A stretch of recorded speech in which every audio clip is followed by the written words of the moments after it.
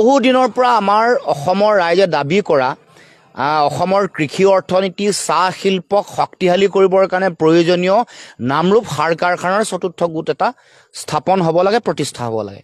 কিন্তু বাজেটত তেওঁলোকে 12.7 লাখ মেট্ৰিক টন ইউৰিয়া উৎপাদন কৰিব পৰা এটা প্ৰকল্পৰ কথা ঘোষণা কৰি ইয়াত কিমান ধন আবণ্টন দিছে সেই সম্পৰ্কতো কোনো স্পষ্ট তেওঁলোকৰ মতামত আগবঢ়োৱা নাই।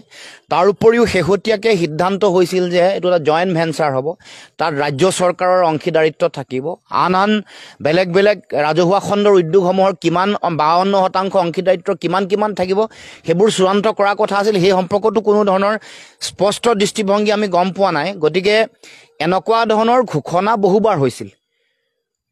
2015 চনত মোদী চৰকাৰ অহাৰ পাছতে প্ৰথম মোদী চৰকাৰৰ 100 দিনীয়া এজেণ্ডা, 2014 চনত অহা 100 দিনীয়া এজেণ্ডাত আছিল। তাৰপিছত 15 চনত কেবিনেটৰ সিদ্ধান্ত হৈছিল, কেবিনেটৰ ডিচিশ্যন হৈ 5,500 কোটি টকা এই চতুৰ্থ গোটৰ কাৰণে আবণ্টন দিয়াৰ কথা কৈছিল, কিন্তু সেইটো হৈ নুঠিল।